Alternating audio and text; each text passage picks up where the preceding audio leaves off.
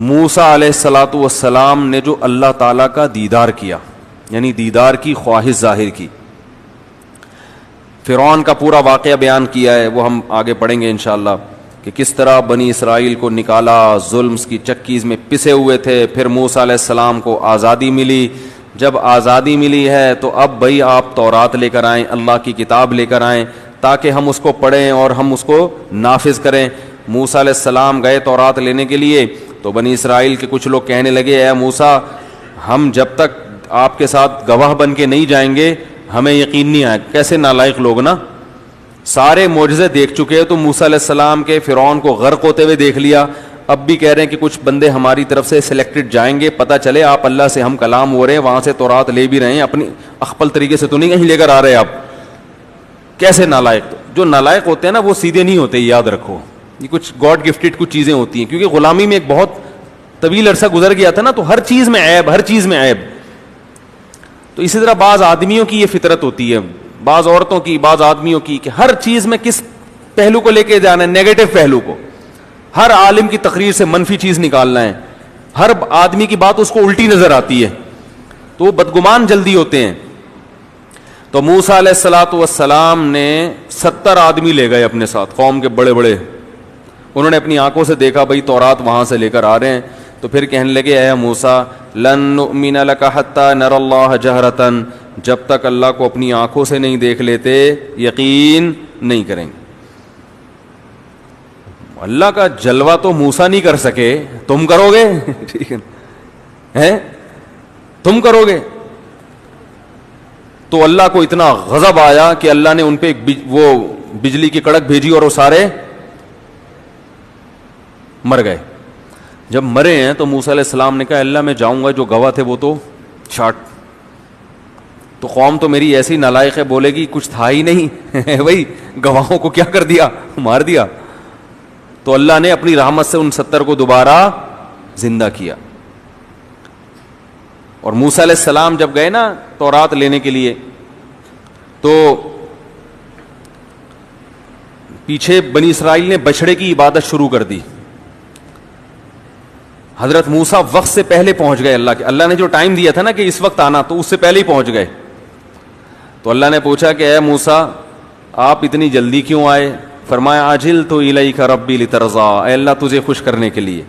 جس سے انسان کو محبت ہوتی ہے اس سے ملاقات کا انتظار کر رہا ہوتا ہے اور ٹائم سے پہلے پہنچ جاتا ہے۔ ہوتا ہے کہ نہیں ہوتا؟ دولہا اس لیے شادی میں ٹائم سے پہلے نہیں پہنچتا، اس کو شرم آ رہی ہوتی ہے، ورنہ وہ 6 دن پہلے جا کے بیٹھ جائے تمبو میں حقیقت بتا رہا ہوں۔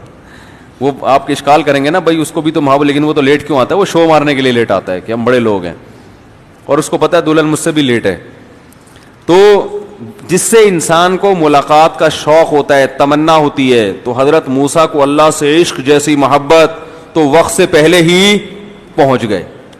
اللہ نے کہا کہ اے موسیٰ تو یہاں آ گیا، تیری قوم نے پیچھے بچڑے کی عبادت شروع کر دی ہے، واپس گئے۔ وہ لمبا واقعہ ہے، پھر انشاءاللہ بیان کریں گے۔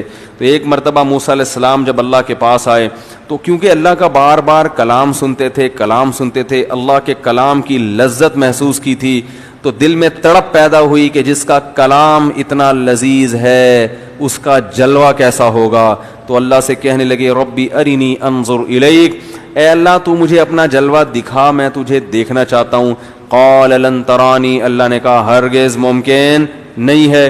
لیکن موسیٰ تھے اور اللہ جانتے تھے کہ ان کی اندر کی کیفیت ایسی ہے کہ محض سمجھانے سے بات سمجھ میں نہیں آئے گی، ایسی کیفیت ہو چکی ہے۔ تو اللہ نے کہا چل کر کے دکھاتا ہوں میں تجھے، انظر الی الجبل، پہاڑ کو دیکھ، اس پر ذرا سی تجلی ڈالوں گا، فإن استقر مکانہ، اگر یہ پہاڑ اپنی جگہ ٹھہر گیا، فسوف ترانی، تو بھی دیکھ سکتا ہے مجھے۔ فلما تجلی ربہ للجبل، پہاڑ پر ذرا سی تجلی پڑی ہے، جعلہ دکا، پہاڑ ٹوٹ ٹوٹ کے ریزہ ریزہ ہو گیا، اتنا بڑا پہاڑ جو ہے نا وہ دھماکے کے ساتھ غائب ہو گیا۔ وخر موسیٰ صعقا، اور موسیٰ علیہ السلام بے ہوش ہو کر گر گئے۔ فلما افاقا، جب ہوش آیا، قال، تو کیا کہا، سبحانک، اے اللہ تو اس عیب سے پاک ہے کہ دنیا کی آنکھوں سے تجھے کوئی دیکھ سکے، اور میں توبہ کرتا ہوں میں نے غلط مطالبہ کیا تجھ سے۔ تو اللہ نے کیا فرمایا، یا موسیٰ انی اصطفیتک علی الناس، اے موسیٰ اب دیدار کی خواہش چھوڑ دے, اب جو تجھ سے باتیں کر رہا ہوں وہ غور سے سن. میں نے تجھے منتخب کر لیا ہے تمام لوگوں پر, برسالاتی, اپنی رسالت اور اپنے کلام کے ساتھ. میرا پیغام, جب میں انسانوں سے کوئی پیغام بات کروں گا تو میسنجر کون ہوگا؟ تو ہوگا. کیسا, کتنا بڑا مقام ہے کسی انسان کو جو دیا جا رہا ہے.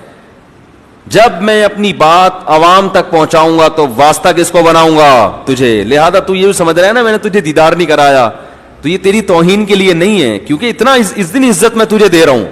بات یہ کہ ان دنیا کی آنکھوں میں وہ طاقت میں نے رکھی ہے ہی نہیں, یہ تو مادی آنکھیں ہیں, یہ برداشت نہیں کر پائیں گی.